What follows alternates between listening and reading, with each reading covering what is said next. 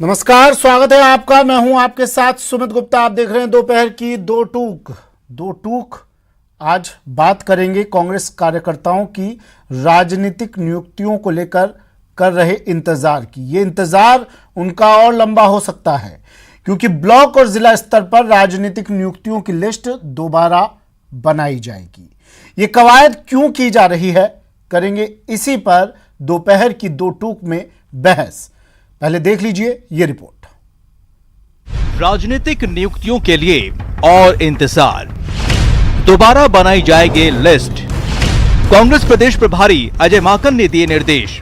प्रदेश में कांग्रेस की सरकार बने 2 साल से ज्यादा हो गए हैं, लेकिन राजनीतिक नियुक्तियों का बेसब्री से इंतजार कर रहे पार्टी कार्यकर्ताओं का इंतजार खत्म नहीं हो रहा है। अब ये इंतजार और लंबा हो सकता है क्योंकि जिला और ब्लॉक स्तर पर 30,000 से ज्यादा राजनीतिक नियुक्तियों के लिए कांग्रेस प्रदेश प्रभारी अजय माकन ने दोबारा कार्यकर्ताओं की लिस्ट बनाने के निर्देश दिए हैं। इसको लेकर प्रदेश प्रभारी का कहना है कि पंचायत राज और शहरी निकाय चुनाव के पहले लिस्ट तैयार की गई थी, इसलिए नए सिरे से लिस्ट बनाने की कवायद की जाएगी। राजनीतिक नियुक्तियों का मामला हो, उसके लिए अच्छे लोगों का नाम ढूंढना है, तो जो हमारे प्रभारी जो भी पदाधिकारी हैं उन लोगों की ड्यूटी लगाई जाएगी कि इन सब चीज़ों में संगठन नीचे डिस्ट्रिक्ट और ब्लॉक लेवल पे बनाना है। उसके लिए अच्छे नामों का चयन करना, टिकट डिस्ट्रीब्यूशन तो एक हिस्सा है ही है, लेकिन संगठन बनाना और साथ में हमारे राजनीतिक नियुक्तियों के अंदर भी उन लोगों को उनके इनपुट्स को हम लोग बहुत महत्व देने वाले हैं। राजनीतिक नियुक्तियों की नई लिस्ट तैयार करने में पार्टी के नए पदाधिकारियों की राय अहम होगी। साथ ही स्थानीय विधायक भी नाम तय करने में अहम भूमिका निभाएंगे। इसके पहले पिछले साल मार्च अप्रैल में पार्टी के तत्कालीन प्रदेश प्रभारी अविनाश पांडे ने ब्लॉक और जिला स्तर पर राजनीतिक नियुक्तियों की लिस्ट तैयार करवाई थी, लेकिन कोरोना संकट की वजह से राजनीतिक नियुक्तियां अटक गयी। कार्यकर्ताओं का इंतजार लंबा होता चला गया। अब दोबारा से लिस्ट तैयार करने की कवायद करने के फैसले से राजनीतिक नियुक्तियों का इंतजार कर रहे कार्यकर्ताओं का इंतजार और लंबा हो सकता है। न्यूज़ 18 राजस्थान के लिए जयपुर से गोवर्धन चौधरी की रिपोर्ट। चलिए, हमारे साथ मेहमान जुड़े हुए हैं सत्येंद्र भारद्वाज जी, कांग्रेस से हमारे साथ जुड़े हुए हैं। सत्येंद्र जी, स्वागत है आपका न्यूज़ 18 राजस्थान में। मुकेश भारद्वाज जी, बीजेपी नेता, मुकेश जी स्वागत है आपका भी। ओम सैनी जी, वरिष्ठ पत्रकार है, स्वागत है ओम जी हमारे साथ जुड़ने के लिए। पहले मैं आपका शुक्रिया कर देता हूँ, आपका वक्त ले रहा हूँ। सत्येंद्र जी, सबसे पहले मैं आपके पास आ रहा हूँ। सर क्यों इतनी देरी क्यों लग रही है, किस चीज़ का इंतजार, और इंतजार कब खत्म होगा इन कार्यकर्ताओं का? 2 साल तो हो गए सर। ताजी मैं बताना चाहता हूं कि इंतजार की घड़ियां अतिशीघ्र खत्म होने वाली हैं और रहा ये कि राजनीतिक नियुक्तियां होनी थी, होंगी, बट बीच के अंदर पिछले 10 महीने से जिस तरह से देश और प्रदेश कोरोना महामारी के संकट से गुजर रहा था, तो मैं समझता हूँ माननीय मुख्यमंत्री जी ने प्रदेशवासियों की सुरक्षा के लिए, उनके जीवन के लिए राजनीतिक नियुक्तियों को महत्व न देते हुए प्रदेश की जनता को किस तरह सहायता पहुंचाई जाए, प्रदेश की जनता के स्वास्थ्य की कैसे रक्षा करी जाए, प्रदेश के अंदर जो कोरोना महामारी से उस संकट से कैसे उभरा जाए, उसको प्राथमिकता दी। राजस्थान के समस्त कार्यकर्ताओं ने माननीय मुख्यमंत्री जी के नेतृत्व के अंदर कंधे से कंधा मिला के काम किया और जन सेवा को पहले करने के कारण ये राजनीतिक नियुक्तियां मैं समझता हूं शायद कुछ लेट हुई हैं, बट मैं मानता हूं मानव सेवा जन सेवा से बड़ी राजनीतिक नियुक्तियां नहीं होती है। मानव सेवा है तो सब कुछ तैयार है। प्रदेश की जनता के लिए समर्पित कांग्रेस कार्यकर्ता है, प्रदेश के मुख्यमंत्री प्रदेश की जनता के लिए समर्पित हैं और कल्याण के लिए कांग्रेस का हर कार्यकर्ता तैयार है। प्रदेश की जनता की सेवा के जिस हिसाब से भाव से मुख्यमंत्री जी के जो निर्देश थे और जो कोरोना की गाइडलाइन, हाँ नहीं भाषण की बात नहीं, सच्चाई है, इसे आप भाषण मत समझिए, भावना है। चुनावी भाषण लग रहा था। मुकेश जी, सहमत हैं आप सत्येंद्र जी की बात? भाषण आई आपके, ये हो सकता है आपके सोच का ऐसा, हाँ सर, नहीं गुप्ता जी, हो सकता है ये आपका सोच है। मैं तो एक कांग्रेस के कार्यकर्ता की जो भावना है वो आपके चैनल के माध्यम से मैं रख रहा हूँ। कांग्रेस के कार्यकर्ता पहले सेवा करता है, उसके बाद में पद की बात करता है। ठीक है सर। मुकेश जी, सहमत है आप सत्येंद्र जी की बात से?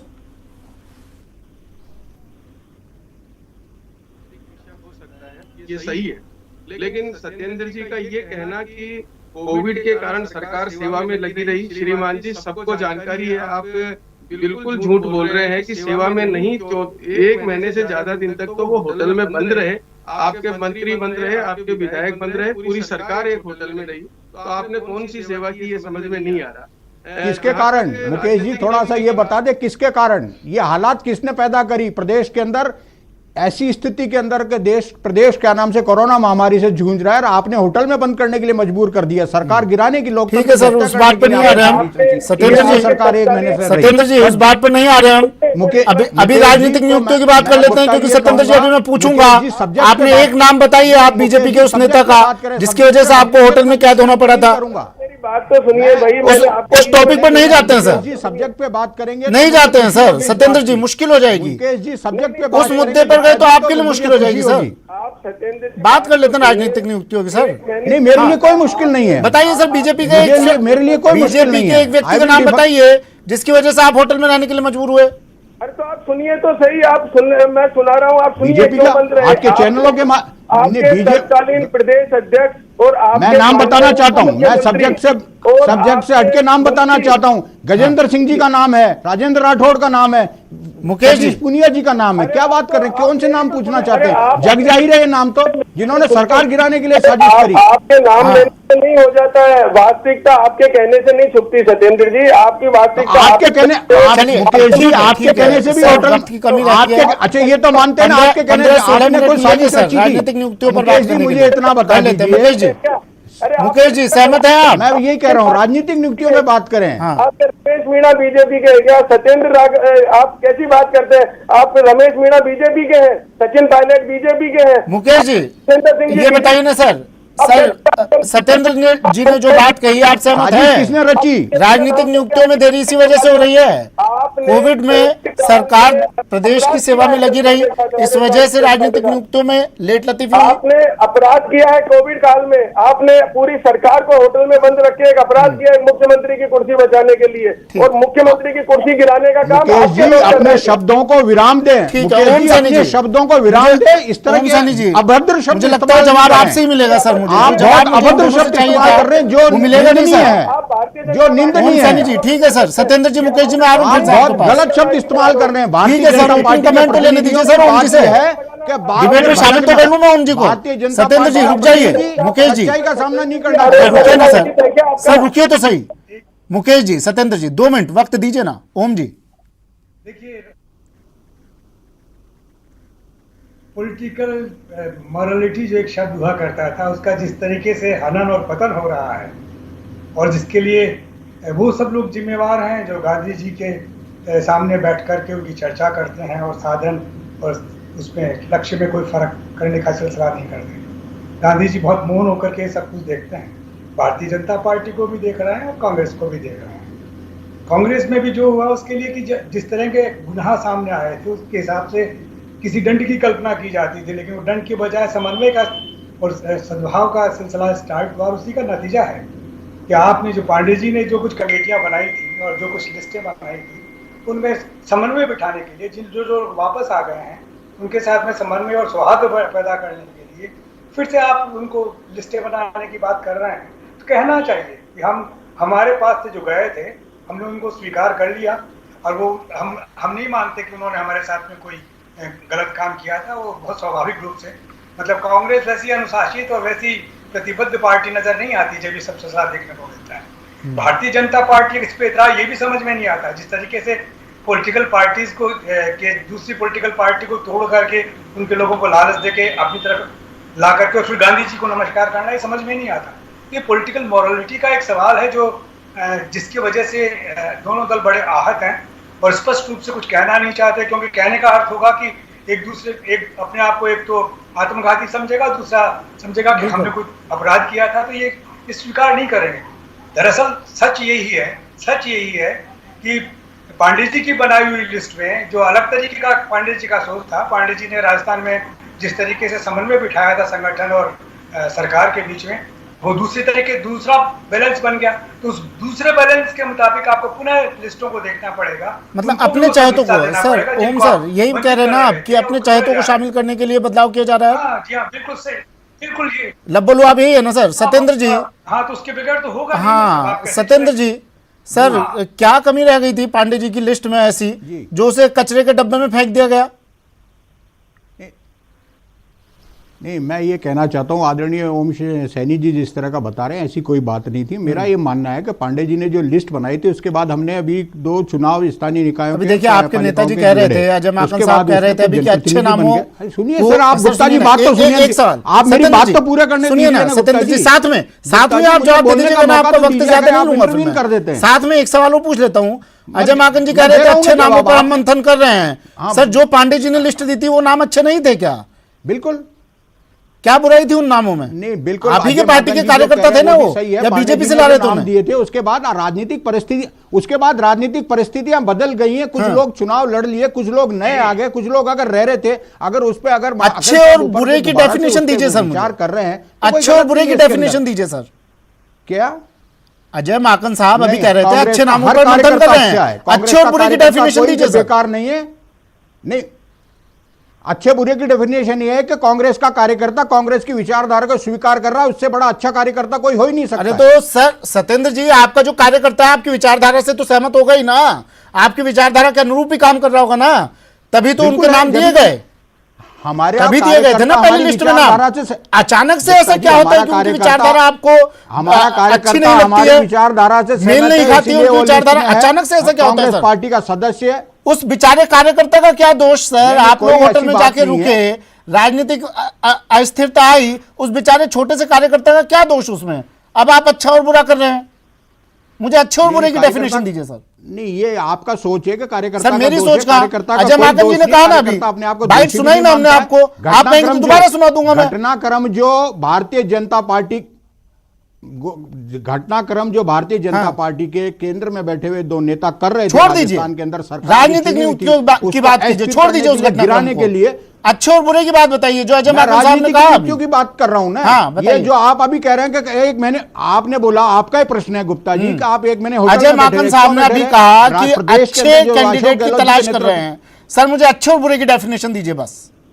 बिल्कुल। जो पहले लिस्ट थी, जो पहले लिस्ट जो आई थी पांडे साहब की तरफ से, उसमें बुरे कैंडिडेट्स थे, उसमें बुरे नाम चस्पा थे।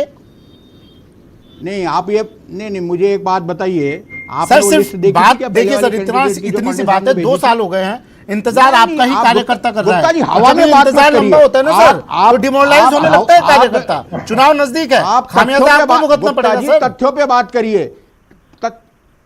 नहीं, कोई खामियाजा नहीं भुगतना पड़ेगा। अच्छा। कांग्रेस का जो पार्टी का कार्यकर्ता है उसे पद मिले या न मिले, वो अशोक गहलोत जी की रहनुमाई में, सोनिया गांधी जी की रहनुमाई को, कांग्रेस की नीतियों को प्रदेश के अंदर आगे बढ़ाएगा। कांग्रेस की जो सरकार जन कल्याणकारी कार्य कर रही है उनको लेकर जनता के बीच में हमेशा रहेगा। मुकेश पारिक कार्यकर्ता पद के लिए कभी लालायित नहीं है। हाँ बिल्कुल, मुकेश पारिक जी अविनाश पांडे जी लिस्ट देते हैं और उसके बाद अभी कहा जाता है माकन साहब की तरफ से कि हम अच्छे नेताओं को, अच्छे कार्यकर्ताओं को, हम अच्छे नामों को ढूंढ रहे हैं। सर क्या मायने निकाले जाए इस बात के? मायने आप समझते हैं कि अच्छा कौन होता है, बुरा कौन होता है, लेकिन जो आपके नियुक्ति वाला जो आज का विषय है उसमें महत्वपूर्ण ये है, एक भारतीय जनता पार्टी और विपक्ष के नाते मैं ये कह सकता हूँ कि सरकार में सब कुछ अच्छा नहीं चल रहा। उसका कारण सीधा समझ में आता है कि जो मंत्री इन्होंने उस काल में बर्खास्त किए थे, आज तक उनकी जगह नए मंत्री इन्होंने आज तक नहीं बनाए। आज राजस्थान का ये हाल है कि जो अपराधी है वो बेखौफ हो रहे हैं। राजस्थान में की राजधानी जयपुर एडीएम की बहन को दिन दहाड़े उनका कत्लेआम कर दिया जाता है और ऐसी आए दिन रोज की ये घटनाएं हो रही है। हमारी चिंता उस पर है, ये किसकी नियुक्ति करें, कौन इनके अच्छा है कौन बुरा है, उससे हमारे फर्क नहीं पड़ता। हमारे फर्क ये पड़ रहा है कि माननीय मुख्यमंत्री जी की अपनी कुर्सी बचाने के लिए जिस प्रकार से उछल पुछल हो रही है, उसका खामियाजा नुकसान राजस्थान की, प्रदेश की जनता को भुगतना पड़ रहा है। हमारी चिंता ये है। सत्येंद्र जी, सोनिया गांधी जी के निर्देशों पर इन नियुक्तियों के लिए कोऑर्डिनेशन कमेटी का गठन किया गया था, शायद अगर मैं सही हूं तो। सर ठीक कह रहा हूं सर मैं? नहीं, कोऑर्डिनेशन कमेटी जो बनी थी वो सरकार और संगठन के अंदर समन्वय बनाने के लिए बनी हुई थी। समन्वय का जो आगे का हिस्सा है वो नियुक्तियों पे भी आता है। हाँ, क्या गलत था? लेकिन उस कोऑर्डिनेशन कमेटी की एक भी बैठक नहीं हुई थी, ये भी सही कह रहा हूं मैं? कोऑर्डिनेशन कमेटी की बैठक होती, कोऑर्डिनेशन कमेटी के बाद, अरे गुप्ता जी सुनिए तो सही श्रीमान, मैं आपको कह रहा हूं कोऑर्डिनेशन कमेटी बनने के बाद में देश और प्रदेश के अंदर क्या हालात हुए, क्या कमेटी बना कर देश की प्रदेश की जनता की पहले स्वास्थ्य की रक्षा करी जाए या उस कोऑर्डिनेशन कमेटी की मीटिंग करी जाए? कोऑर्डिनेशन कमेटी की मीटिंग होती, बट प्रदेश के अंदर जो हालात थे और देश के अंदर कोरोना महामारी हालात जिसके अंदर जो हालात थे उनको देखते हुए मीटिंग नहीं हो सकी। कोरोना के हालात भी अब सुधर जाएंगे, वैक्सीन आ गई, अच्छी खबर ये है। राजनीतिक हालात भी सुधर ही गए आपके कार्यकर्ताओं के बीच में, पार्टी राजस्थान कोरोना के हालात सुधरने में राजस्थान के यशस्वी मुख्यमंत्री जी का बड़ा योगदान है, वो शायद देश के अंदर किसी का नहीं है। उस सूची को जो लिस्ट थी उसे मुझे सिर्फ इतना बताइए, उसे डस्टबिन में डालने से क्या मतलब हुआ सर? अब आप दोबारा नाम लेंगे नेताओं से, कार्यकर्ताओं से, मंत्रियों से, विधायकों से, फिर उस पर मंथन करेंगे, फिर महीने 2 महीने का वक्त लगेगा। ये तो आप मानेंगे ना, अप्रैल मई से पहले नहीं होनी, अब वक्त इतना तो लगेगा ही, मार्च अप्रैल तक का सर। गुप्ता जी, तब तक वो इंतजार करता रहा है आपका कार्यकर्ता? नहीं, मेरे पास में मुझे आइडिया नहीं है कि आपके पास, मुझे आपका कोई आइडिया नहीं है कि आपके पास कौन सा पे जो पैरामीटर है जो आप अप्रैल मई की कह रहे हैं। ये अच्छा, कब तक हो जाएगी सर बताइए? सरकार अप्रैल मई से पहले करे या बाद में हो जाएगी नियुक्तियां? बिल्कुल मैं सही कह रहा हूं, ये तो मुख्यमंत्री जी जल्दी होंगी, शीघ्र होंगी, अति शीघ्र होंगी। जैसे ही सामान्य स्थितियां हो जाएंगी, कोरोना महामारी को देखते हुए प्रदेश की स्थिति ठीक होगी। और मैं राजस्थान के यशस्वी मुख्यमंत्री जी को धन्यवाद देता हूं कि उन्होंने देश के अंदर एक ऐसी मिसाल कोरोना की मैनेजमेंट के उस स्थापित करी है, शायद प्रधानमंत्री जी ने भी उसकी तारीफ करी। और राजस्थान के अंदर जो कोरोना की भयावहता थी, जो देश के अंदर भयावहता के जिम्मेदार भारतीय जनता पार्टी के लोग, प्रधानमंत्री जी को मैं कहना चाहता हूँ कि देश के अंदर उन्होंने। ओम सैनी जी के पास जा रहा हूँ सर, मैं क्लोजिंग कमेंट ले लेता हूँ, वक्त की कमी है। Om sir, coordination committee Sonia Gandhi के निर्देश पर गठन किया गया, लेकिन उसकी एक भी बैठक नहीं होती है, लेकिन उसका भी जवाब दे दिया सत्येंद्र जी ने। सर बैठक नहीं होती है, आप जो लिस्ट दी गई पांडे जी की तरफ से, आपने उसे फाड़ के फेंक दिया, वजह क्या है सर इन सब के पीछे? क्या ये माना जाए अब भी मतभेद मनभेद कुछ हैं, कहीं ना कहीं कुछ अस्थिरता है? देखिए, वो जो कमेटी थी उसमें से एक साहब की तो दिवंगत हो गए, बाकी जो बरकरार हैं। मेरे को लगता ये है कि उस सिर्फ एक ही सेंटेंस बोलने की जरूरत है कि समन्वय और सौहार्द के लिए सारा सिलसिला किया जा रहा है। जो लोग बाहर चले गए थे, जिनको वापस आपने समाहित किया है, वो अपना हिस्सा मांग रहे हैं, आपको हिस्सा देना पड़ेगा अगर आप समन्वय और सौहार्द चाहते हैं। अगर आप ये नहीं देखना चाहते कि उन्होंने कोई खराब काम किया था तो वो दिन के भूले रात को वापस लौट आते हैं, वैसा वाला सिलसिला है। वो सारा सिलसिला होगा, लेकिन नाराजगियों का जो इम्पैक्ट। चलिए सर, वक्त की कमी है, शुक्रिया ओम सर। सत्येंद्र जी आपका भी शुक्रिया, मुकेश जी शुक्रिया हमारे साथ जुड़ने के लिए, वक्त देने के लिए।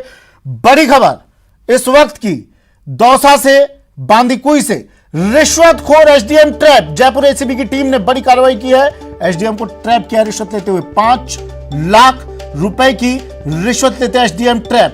पुष्कर मित्तल और पिंकी मीणा ट्रैप हुए हैं। 5 लाख की रिश्वत लेते एसडीएम ट्रैप। बड़ी खबर टीवी स्क्रीन पर। राकेश गुसाई मेरे सहयोगी फोन लाइन पर जुड़ गए हैं। राकेश, क्या जानकारी? जयपुर एसीबी की ये बहुत बड़ी कार्रवाई है और अब तक पहली बार ऐसी कार्रवाई कि जिसके अंदर 2 आरएएस ऑफिसर्स एक साथ ट्रैप किए गए हों। सुमित, ये बहुत बड़ी कार्रवाई जयपुर एसीबी ग्रामीण की ये कार्रवाई है, जहां पर बांदीकुई के एसडीएम पुष्कर मित्तल और दौसा के एसडीएम पुष्कर मित्तल और बांदीकुई के एसडीएम पिंकी मीणा को 5 लाख रुपए की रिश्वत लेते हुए 5-5 लाख रुपए की रिश्वत लेते हुए ट्रैप किया गया है। सड़क निर्माण की एक कंपनी है जिससे ये रिश्वत ली गई है। सड़क निर्माण की कंपनी के अधिकारियों को धमकाया गया और उनसे कहा गया कि काम में बाधा नहीं पहुंचाने की एवज में तुम्हें पैसा देना पड़ेगा। और बार बार जब इन कर्मचारियों को धमकाया गया, तब ये सड़क निर्माण की कंपनी एसीबी मुख्यालय पहुंची। डीजी एसीबी को इस चीज की जानकारी दी। डीजी एसीबी ने अलर्ट मोड पर रखते हुए पूरी चीजों को संकलित किया और सत्यापन होने के बाद में आज जयपुर एसीबी की टीम ने धावा बोला और दोनों एसडीएमओ को 5-5 लाख रुपए की रिश्वत के साथ में गिरफ्तार कर लिया है। दौसा कलेक्ट्रेट के अंदर इस समय हड़कंप न मचा हुआ है। दोनों अधिकारी किस प्रकार से कलेक्ट्रेट के अंदर एक्टिव थे, मोड पर रहते थे और पिछले कई समय से बांदीकुई और दौसा के अंदर जमे हुए थे, तो स्वाभाविक सी बात है हर व्यक्ति विशेष इन्हें जानता था। और इस तरह से ट्रैप की कार्रवाई होने के बाद में पूरे महकमे के अंदर हड़कंप मच गया है। और उसके साथ ही एसीबी के द्वारा जिला कलेक्टर और संभागीय आयुक्त को भी इस ट्रैप की जानकारी दे दी गई है। और अब क्योंकि पूरी कार्रवाई जो है दौसा के अंदर नहीं होगी, संभवतः अब जयपुर के अंदर दोनों सीनियर आरएएस ऑफिसर्स को जयपुर लाया जाएगा और आगे का अनुसंधान शुरू किया जाएगा। बहरहाल इस पूरे घटनाक्रम के अंदर बड़ा अपडेट ये है कि दोनों के दफ्तरों के अंदर और घरों में रखी हुई फाइलों को जांच की जा रही है। इसके अलावा सर्च किया जा रहा है कि कितनी नकदी और कितना पैसा इनके आवास से और इनके ऑफिस से मिल सकता है। एसीबी के अलग अलग तकरीबन 12 से अधिक अलग अलग जगहों पर और भी बड़ा खुलासा हो सकता है इनसे पूछताछ में। अभी कोई पूछताछ नहीं, अभी क्योंकि पैसा लेते हुए सत्यापन हुआ, पैसे लेते हुए की ट्रैप की कार्रवाई है। दोनों अधिकारियों को एक अलग अलग जगह पर रखा हुआ है और कुछ देर के बाद में इन्हें जयपुर लाने की प्रक्रिया भी शुरू कर दी जाएगी। ठीक है, दौसा से मेरे सहयोगी आशीष भी जुड़ गए हैं। आशीष, बड़ी कार्रवाई एसीबी की। बिल्कुल निश्चित रूप से अब तक इस वक्त की जो बड़ी खबर है वो दौसा से है। दौसा के जो एसडीएम है पुष्कर मित्तल और बांदीकुई के एसडीएम है पिंकी मीणा, दोनों को ट्रैप कर लिया गया है और दोनों की अलग अलग जगह कार्रवाई की जा रही है। दौसा एसडीएम के घर पर जयपुर ग्रामीण एसीबी की टीम मौजूद है और 5 लाख रुपए की रिश्वत लेते हुए इनको गिरफ्तार किया गया है। और यह एक ऐसी पहली कार्रवाई होगी जो एक जिले में एक साथ 2 आरएएस अधिकारियों को ट्रैप किया गया है। हालांकि अभी तक किसी प्रकार की अधिक सूचना नहीं मिल पा रही है। एसीबी की जो अधिकारी हैं वो अंदर ट्रैप की कार्रवाई को अंजाम दे रहे हैं, लेकिन जो प्राथमिक सूचनाएं बाहर आ रही हैं उसके आधार पर परिवादी से 5 लाख रुपए मांगे गए थे और 5 लाख रुपए की रिश्वत लेते हुए दौसा एसडीएम पुष्कर मित्तल को ट्रैप किया गया है। इसी तरह बांदीकुई एसडीएम पिंकी मीणा को भी ट्रैप कर लिया गया है। इन दोनों का इतिहास क्या कहता है आशीष? कभी कोई पहले भी इस तरह की शिकायतें मिली थी? बिल्कुल, इस तरह की ट्रैप की कार्रवाई तो पहली बार हुई है इन दोनों के खिलाफ, लेकिन जो लोग जिस तरह के आरोप लगाते थे वो ये जरूर मानते थे कि यहाँ पर रिश्वत का खेल चलता था। काफी दिनों से दौसा एसडीएम और बांदीकुई एसडीएम के खिलाफ इस तरह की शिकायतें मिलती थी, मौखिक शिकायतें मिलती थी, ज्ञापनों के माध्यम से शिकायतें मिलती थी, लेकिन कोई भी परिवादी एसीबी तक नहीं पहुंचा। उसी का परिणाम रहा कि ये रिश्वत का खेल लंबा चलता रहा, लेकिन जो ये परिवादी अब एसीबी में पहुंचा है और उसके बाद में ये ट्रैप की कार्रवाई हुई है। ऐसे में जो रिश्वतखोर जो दोनों एसडीएम है उनको सही जगह मिल गई है और सलाखों के पीछे अब जाएंगे, क्योंकि आज इनको गिरफ्तार कर लिया गया है और कुछ ही देर में दौसा से जयपुर लेके जाएगा। राकेश, देखिए बड़ी कार्रवाई है, कब से ट्रैक कर रही थी और अब आखिरकार ट्रैप कर लिया इन्हें। ट्रैकिंग कब से चल रही थी इन दोनों की? देखिए, अभी आला अधिकारियों का ये कहना है कि पिछले कई समय से इन लोगों के खिलाफ कई शिकायतें आ रही थी, लेकिन मतलब जिला स्तर के ऊपर इनके खिलाफ कोई कार्रवाई भी नहीं हुई, ना ही सरकार तक इसकी बात पहुंच पा रही थी। एसीबी के पास में तकरीबन 7 दिन पहले सड़क निर्माण कंपनी के कुछ अधिकारी पहुंचे और उन्होंने बताया कि इस तरीके से जबरन रूप से पुष्कर मित्तल और पिंकी मीणा दोनों के दोनों प्रेशर डेवलप कर रहे हैं सड़क निर्माण कंपनी के अधिकारियों पर कि अगर आपको सड़क निर्माण का कार्य प्रोजेक्ट को पूरा करना है तो आपको 5 लाख रुपए दोनों अधिकारियों को देने होंगे। और यही प्रेशर और यही धमकाना जो बार बार चल रहा था, इसी को देखते हुए सड़क निर्माण कंपनी के अधिकारी आशीष बता रहे हैं इन दोनों के खिलाफ पहले भी कई बार शिकायतें मिली है। राकेश, वैसा ही मैं बता रहा हूं कि पूर्व के अंदर पहले कई शिकायतें मिली, पर वो जिला स्तर के ऊपर ही वो शिकायतें वहीं की वहीं डिस्पोजल कर दी गई, उसका बड़ा रूप कभी देखने को नहीं मिला। और यही कारण है कि अब सड़क निर्माण कंपनी के साथ में जिस प्रकार से प्रेशराइज किया गया, उनको धमकाया गया, उसके बाद ये कंपनियां जयपुर मुख्यालय में पहुंची, क्योंकि जिला स्तर के ऊपर ये सब काम नहीं हो पा रहा था, इन शिकायतों पर एक्शन नहीं हो पा रहा था, उनके खिलाफ कोई कार्रवाई नहीं हो पा रही थी। इसके कारण अब ये कंपनियों के अधिकारी मुख्यालय पहुंचे और जयपुर मुख्यालय पहुंचने के बाद में बीएल सोनी से मिले। शुक्रिया राकेश। आशीष, आपका भी शुक्रिया तमाम जानकारी के लिए। SDM trap, 2 SDM trap 5 lakh की रिश्वत लेते हुए गिरफ्तार किया। बांदीकुई एसडीएम और दौसा एसडीएम को ट्रैप किया। एसीबी की बड़ी कार्रवाई, इस वक्त की बड़ी खबर।